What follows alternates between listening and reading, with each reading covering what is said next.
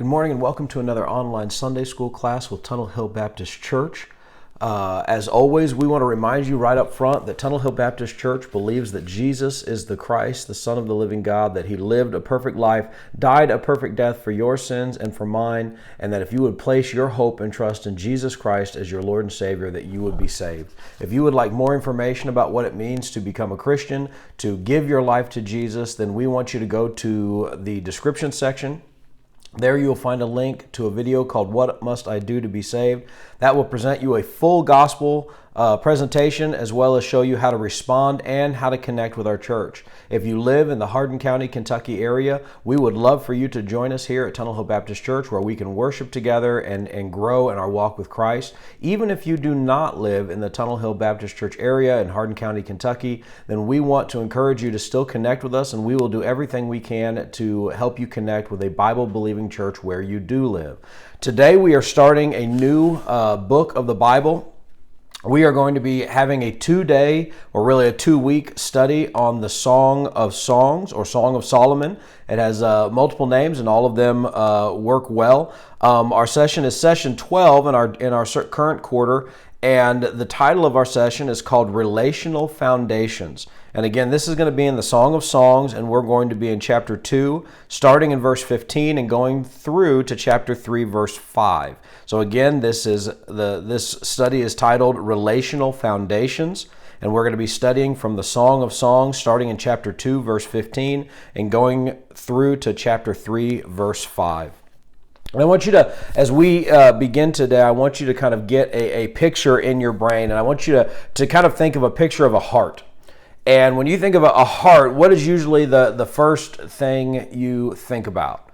Well, it's probably love. In fact, I was actually just talking to one of my daughters this week, and she kind of asked the question. She's like, why do we use the color red at Valentine's Day? Why is that a Valentine's Day color? And we kind of talked about, the heart and I guess kind of relating that to blood, which sounds kind of weird, but it's true.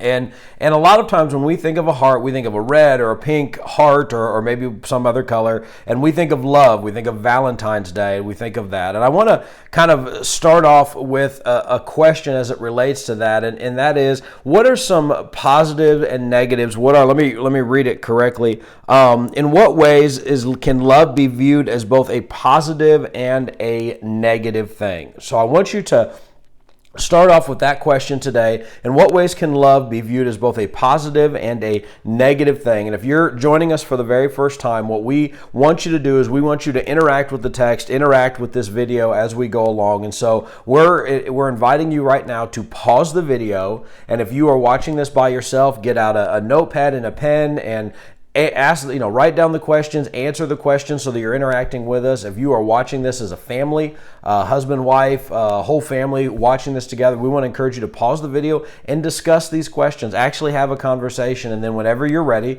go ahead and hit play again, and we will continue on in our study. So press pause and answer the question, in what ways can love be viewed as both positive and negative? Pause the video, and we'll be back in just a moment.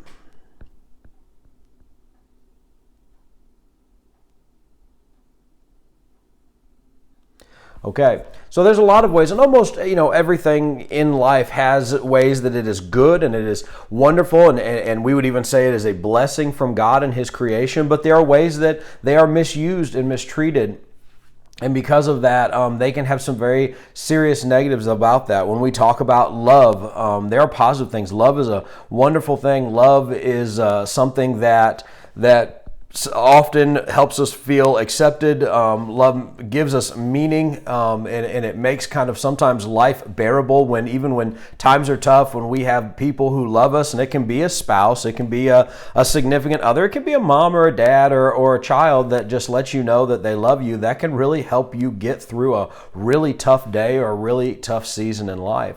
Love can also have negative things. When you love somebody and they either don't love you back or clearly don't love you as much, that can lead to heartbreak and heartache and pain and suffering. And I'm sure, if you've lived this life very long, you'll probably have at some point experienced heartache or heartbreak and the things that come with it. And that's true of just about anything. We talked about the heart. When we look at almost all sorts of different body parts and the stuff they do, you talk about your teeth, and when your teeth, do a lot of important things like eat and all that stuff. But when you get a cavity or need a root canal or get an infection or an abscess, it can be extremely painful and extremely hard. Exercise is a wonderful thing, but when exercise becomes your life and all that you care about, you can lead to vanity, and you can lose friendships. And sometimes people, because of the supplements and all the stuff they do, because they want to be as big as possible or as fast as possible or whatever, can actually begin to damage your body and hurt your kidneys and your heart. You talk about even diets, really anything in life. Diets can be something that is a valuable tool that you use to lose weight and to be healthy. But when it leads you to the place of where you are not eating right and you are starving yourself or doing lots of other things to try and manage your diet that's unhealthy, you can find yourself getting extremely sick and having extremely painful stomach problems for years and years, and maybe even your whole lifetime. Well, love and intimacy and stuff like that is this category is just like all those other things, that when it is used properly and when it's used for the way it was intended, when love and intimacy is used for what it is intended to be used for, it is a wonderful thing, a blessing from God, designed to draw in people, to draw in a husband and a wife, specifically when we talk about intimacy, into a deeper, more meaningful relationship than anything they have with anyone else in the entire world. But when it is misused, it can lead to sorrow and depression and heartache and anxiety and pain and so much hurt. And so, we have to make sure that we're doing things, we're using things, especially when we're talking about love and intimacy, in the way that God has intended for them to be used, because when we don't, it creates so much problem. The book goes on to say healthy, positive relationships matter. And as we begin our 2-session study on the Song of Songs, we need to remember that love is at the root of the entire book. Song of Songs portrays a picture of romantic love between a man and a woman through poetic, lyrical language. And that's an important thing that I want you to kind of understand right up front, that we are reading poetry. We are reading a song. And because of that, there's going to be images, there's going to be pictures that are painted. That is not necessarily the literal thing that needs to be understood here, but we're supposed to see a picture and then begin to think about what that picture represents and what it means. And then apply that to our relationships, specifically our relationships with husband or wife, or any sort of intimate relationship, as it moves towards husband and wife is what I'm saying there, as well as our relationship with the Lord.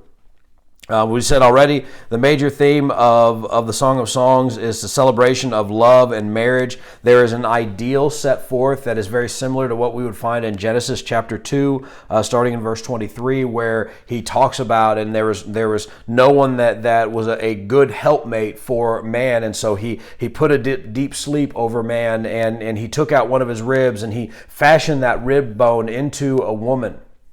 And it says that man saw the woman and said, "This is now flesh of my flesh and bone of my bones. I will call her woman because she was made from man." And it says, and it says that for this reason that a man will leave his mother and father and be joined to his wife, and they will become one flesh. And so what we're seeing in this passage is a celebration of this provision and this thing that God did for us before even the fall in creation, of giving us intimacy, of giving us a relationship as husband and wife. So with that in mind, let's get into our text today. We're going to start in Song of Songs, chapter 2, verse 15, and we're just going to read verse 15 today, or not today, but at this time. And we're going to talk about what it's saying. And this is the woman speaking. This is the bride-to-be in this point in our story. And she says this. She says, "Catch the foxes for us, the little foxes that ruin the vineyards, for our vineyards are in bloom." So right off the bat, we get this thing, you're like, wait a minute, I thought we were talking about love and relationships and intimacy, and suddenly we're talking about an orchard or a vineyard. And so imagine for a moment, I don't know if you've ever been to a vineyard, but there's trellis after trellis after trellis. There's literally these kind of like posts that are come up out of the ground, and then they have poles that run horizontal that connect post after post after post. And these these grapevines in the vineyard. They come up and they circle that post and go all the way down. If you've ever been to a vineyard or seen one, it's just row after row after row of these vineyards, of these posts and these lines with just vines growing over them. And it's kind of neat because you see all this greenery and all this vegetation, and maybe, especially when the flowers are blooming, all of these beautiful flowers, but none of them are really touching the ground apart from where they come up, where they've been planted, and then they're just rows and rows and rows of them. They're beautiful, and that's the scene that we're put into. So with that in mind, I want you to kind of think about what they might be saying here. The verse describes the beauty of two lovers anticipating marriage. Just as a garden needs tending to flourish, so does a relationship. As you picture the foxes in the vineyard, do you see them as a positive or as a negative? So if you read that passage again and talk and listen to what it's saying and what it's calling for and what it's saying to do, are the foxes' presence in the vineyard a positive or a negative? What image do you get of these foxes as they are in the vineyard? So take a couple minutes, discuss that, and then we're going to come back and we're going to just kind of discuss and explain what these foxes in the vineyard represent. So take a couple minutes, pause the video, have that discussion, write some stuff down, and we'll come back and discuss it.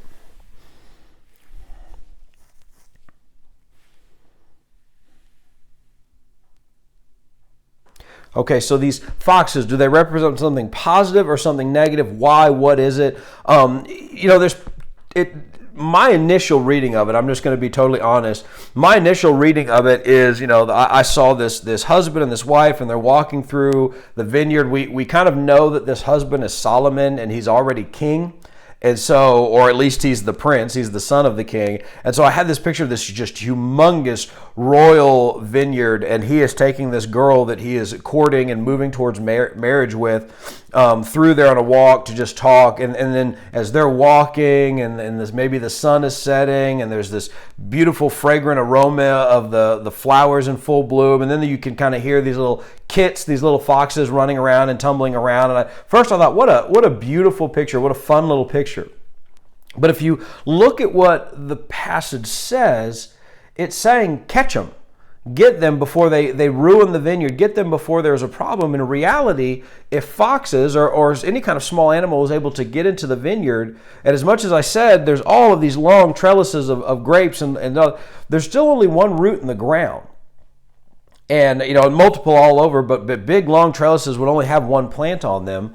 And what would happen is as these foxes would get in there, they would begin to tear up the vines. And as the vineyard would be in full bloom, they'd be in there, they'd be tearing it up, they'd be gnawing at the root, they'd be causing all sorts of chaos. And one of the most dangerous things is if you do not deal with the foxes or any sort of small animal like that before it can cause damage, it is highly likely that they will end up destroying the entire vineyard. And by the time you even know what's happened, it's too late, because they've already cut it off at the root. They've already chewed through the vines, and where you're initially seeing these beautiful, beautiful flowers, and eventually the flowers kind of go away and the grapes begin to form. Instead of the flowers going away and the grape forming, the flowers go away and nothing happens, and the vines die off, and you're left with all these ugly vine entangled trellises.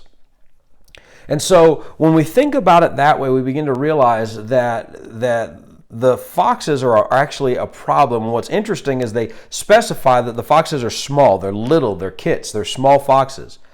Often, and there's an analogy here, there's a picture that's supposed to be painted of something coming in that seems cute, that seems harmless, that seems small, that can actually have a disastrous consequence on the vineyard. And so this vineyard is designed to represent the relationship, and specifically we could say the marriage relationship, but any relationship. And what can happen in a relationship, especially a relationship between a husband and a wife, is little things begin to infiltrate and infect the relationship that don't seem like a big deal. But those little things can, if they're not dealt with, if they're not caught, if they're not addressed, and they're allowed to kind of remain in the relationship, eventually they can grow into some very big, even disastrous consequences for a relationship, and specifically for a marriage.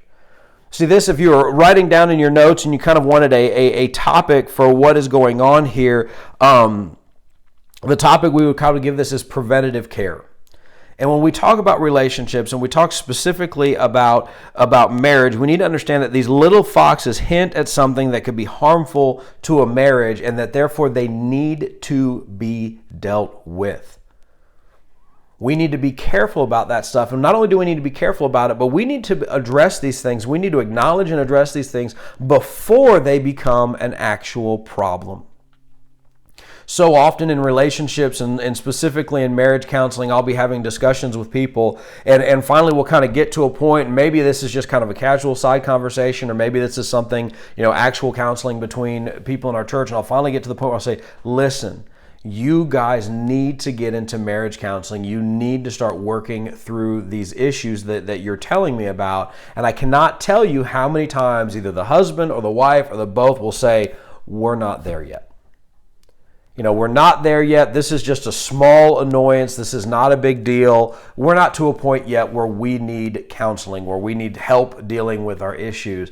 And the problem with that statement is almost everybody who says that will not acknowledge their need for counseling until basically the marriage or the relationship is destroyed. And so they don't deal with the issue when you just notice, that there's little foxes in there to cause trouble. They wait until the vines are dead and falling off of the trellis before they will deal with the problem. And guys, by then, so often it's too late. So often, by the time people even walk in my door as the pastor to say there's problems with the marriage, so often by the time they've walked in the door, all they're looking for from me is approval for a divorce.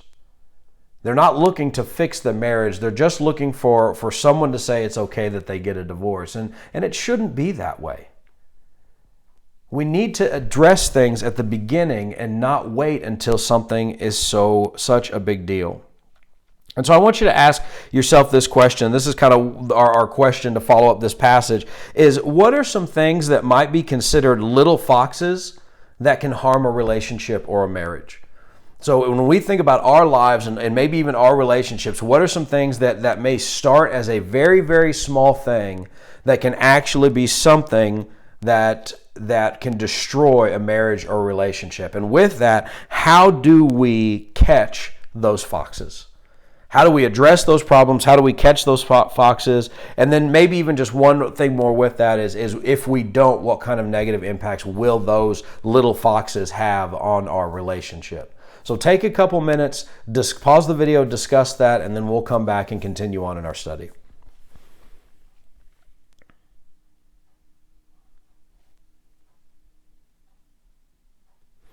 All right, so hopefully you've already identified some little foxes that exist in your, and maybe hopefully don't exist in your relationship, that could potentially exist in a relationship. Some of those little foxes that I often see coming into relationships. One of the biggest ones I see is the separation of husband and wife into their own hobbies and their own things. It's not a big deal, but when we start to see that the husband has his interest and he always does his own thing, and the wife has her interest and she's always doing her own thing, and they begin to separate and do everything separately, that can even be exemplified, and they go to bed at different times. So if you got a husband, happens pretty regularly. You have a husband who's a gamer who likes to play video games, and maybe he plays online, and so he plays late. And so the wife goes to bed significantly earlier than the husband, and then the husband comes to bed a lot later. That's one of those just little foxes that begins to show a separation between husband and wife, and that they begin to lead to two separate lives. Another little fox that you might see is when a person of the opposite sex, maybe at work or maybe on a sports team or some other thing, starts to become a little too close of a friend with a spouse. So a guy having a girlfriend, a girl that's a friend at work, or a girl having a guy friend at work that they begin to start to share more and eat lunch with and really develop a friendship that starts to become very close. At the surface, that doesn't seem like a big deal. But if we don't kind of recognize that that's a danger and that's something that can really begin to harm the relationship of husband and wife, then it can turn into a very big deal and can be a very dangerous thing. So these are things that if we have those type of relationships, we need to leave them at work and make sure that kind of those lunch dates and all those things cease to exist.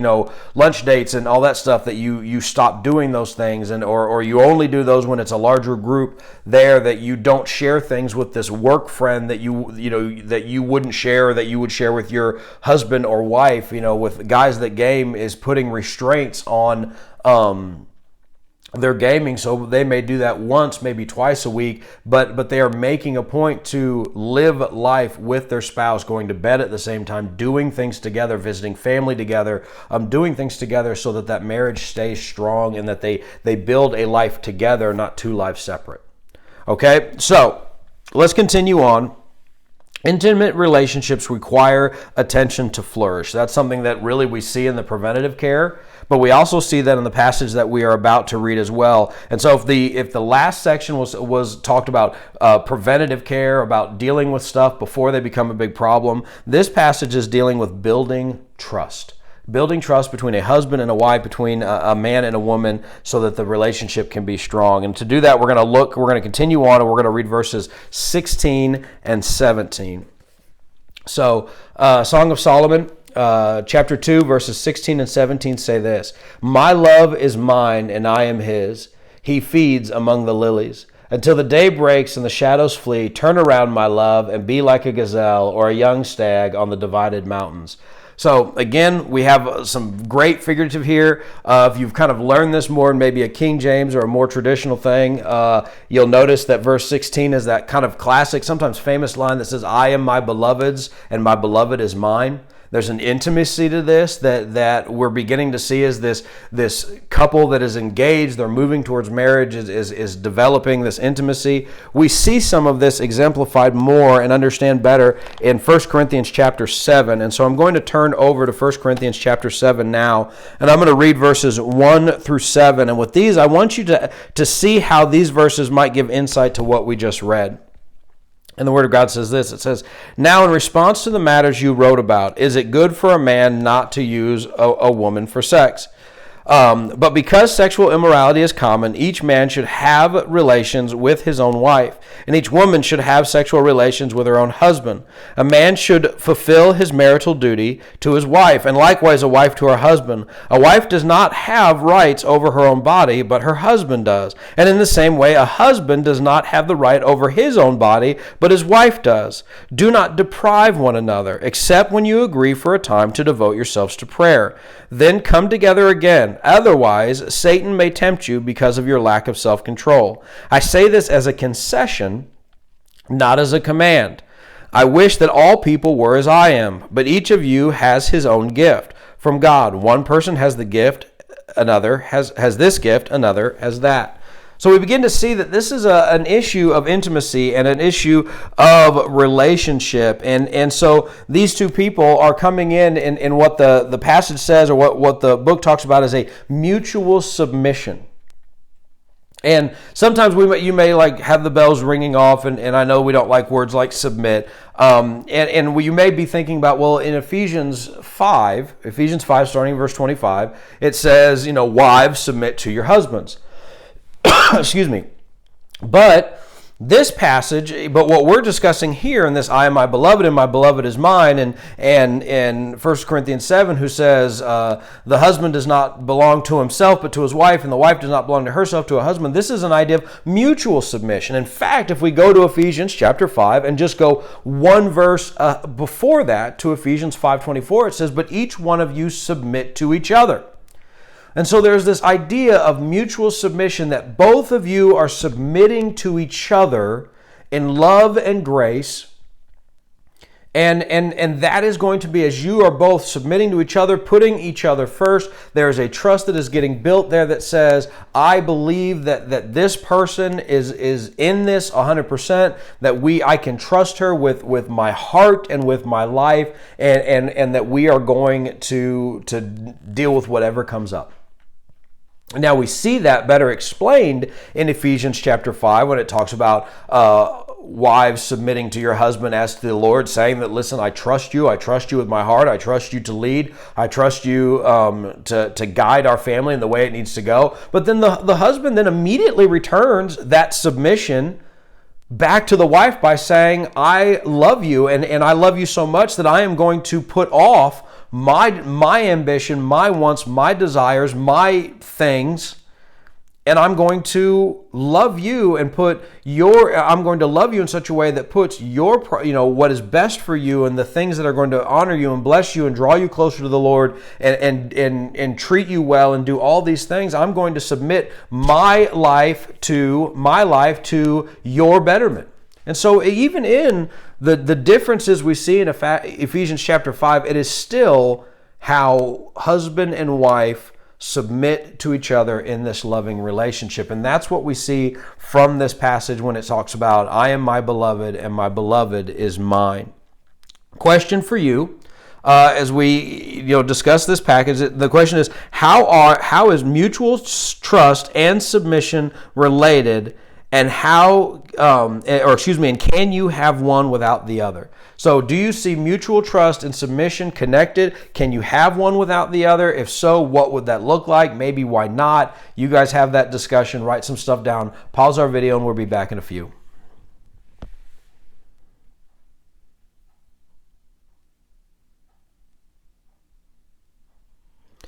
All right, welcome back. Continuing right on that same topic, we have this thing that the group says, or the passage says that I am my beloved and my beloved is mine. It reveals that intimacy is a gift from God that must be developed and protected, that trust and respect must be employed both by husband and the wife for true intimacy to flourish. And I want you to think about that for just a second.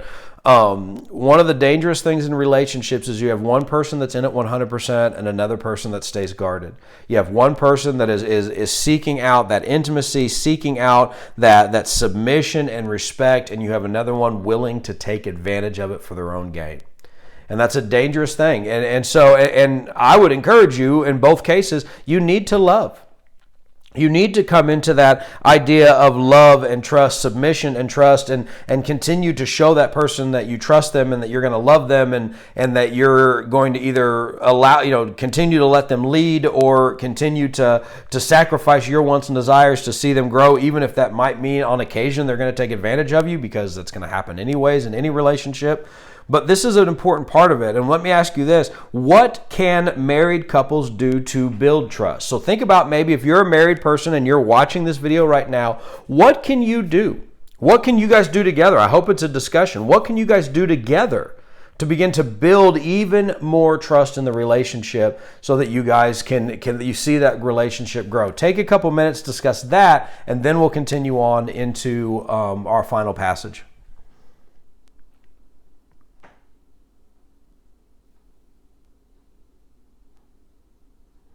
All right, we're going to continue on into our final passage. I hope you had some great discussion with that. And we're going to be in Song of Songs chapter 3, starting in verse 1 and going through verse 5. And as we read this, I want you to listen for the desires of the bride as she is looking for her groom, or she longs for her groom. And so this is what it says. It says, "In my bed I sought the one I love. I sought him, but did not find him. I will arise now and go about the city, through the streets and the plazas. I will seek the one I love. I sought him, but I did not find him. The guards who go about the city found me. I asked them, have you seen the one I love? I had just passed them when I found the one I love. I held on to him and would not let him go until I brought him to my mother's house, to the chamber of the one who conceived me. Young women of Jerusalem, I charge you, by the gazelle and the wild does of the field, do not stir up or awaken love until the appropriate time."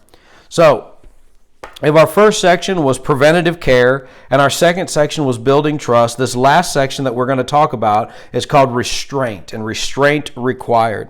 As we look again at verse 5, and it says again this, it says, "Young women of Jerusalem, I charge you by the gazelles and the wild does of the field, do not stir up or awaken love until the appropriate time." We actually see this more than one time in the Song of Songs. We see this in chapter 2, verse 7, and you get this kind of idea leading up to the marriage of all the stuff that is going on, that there is this need for restraint, to not put yourself in a situation where you are going to compromise intimacy outside of the marriage. And so with that, I want to ask a couple of questions. I want to ask this. I want to say, how do these verses relate to restraint? How does a person rationalize or justify infidelity? What efforts do people make to justify their infidelity reveal about the person or the world in general? And what is the best way to teach a valuable lesson about restraint to other believers to put into practice? So this is that big application question of this passage. Believe it or not, this passage is talking about restraint. All that's transpired in this verse is more than likely a dream. She's asleep. She has one of those dreams where she can't find her fiance. She can't find the person that is very shortly going to become her husband. And so she has this dream where she is searching through the city trying to find him, and she runs into guards, asks them if they know where they are. Finally, she finds him. And even in her dream, as she says, "Oh God, thank God I found you. Let me take you somewhere." She doesn't take him to her bed, doesn't take him to her private area. She takes him to her mother and takes her to a place where they have a chaperone, where they are safe, where they can have conversations, where they can be together, but they can be together on a mental level, on a level where they can converse and just be with each other, not in a physical level, like into a bedroom and into a place where they can be intimate. And so she encourages these women to say, don't do this, don't put yourself in a position where you're going to be tempted to be intimate with somebody that is not yet your husband or not your husband at all, but guard yourself. And why does that matter? So with that all explained, why does that matter? Why does restraint need to be a part of our relationships? And how would you communicate that to a world that doesn't value that? And then kind of think about how does the world try to justify this? How does the world try to play this off? And maybe you've heard it from people, which I'm sure you have, unfortunately, or you have just see it presented in the world. And how do we communicate with a lost world about the need for intimacy to be within the sanctity of marriage? So discuss that, and then we'll close out our time together.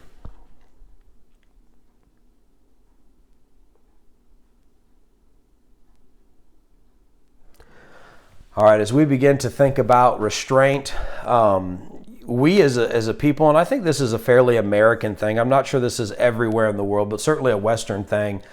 We don't like restraint. In fact, the biggest justifier that I see more than anything, is if it feels good, it must be good. And that's because we don't like restraint, and we like instant gratification, and we like those things, and we live in a world where instant gratification, if it feels good, it must be good, is the predominant theme. And so how do we communicate that? And just that one thing, and I hope you came up with a lot more, that one thing is we have to say, well, you may say that, but give examples of things that maybe are good up front, but can have disastrous consequences. So I can say to someone, they're like, well, if it feels good, it must be good. It's like, well, listen, I love bacon. And I can eat bacon on anything, and bacon tastes delicious, and I never get tired of bacon ever. But I also know that if I do not limit my intake of that one thing to the proper times and occasionally and all that stuff, it will kill me.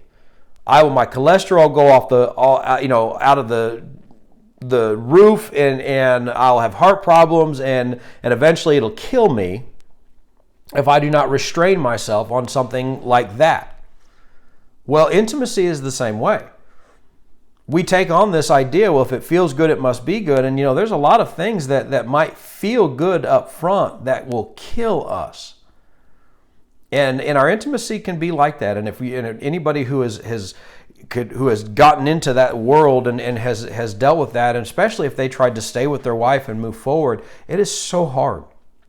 Because trust is destroyed, and the intimacy has been compromised, and their children look at them differently, and it is such a painful thing, and it breaks my heart. And so, yeah, we need to understand that restraint is required, and restraint is a good thing and can help us prevent us from having a lot of pain and heartache and suffering. As we think about that, we want to kind of look at one more verse that is actually supposed to be the memory verse of today, and I'm going to turn over there as we close our time, and I ask you to turn with me there as well, and that is in 1 John chapter 4.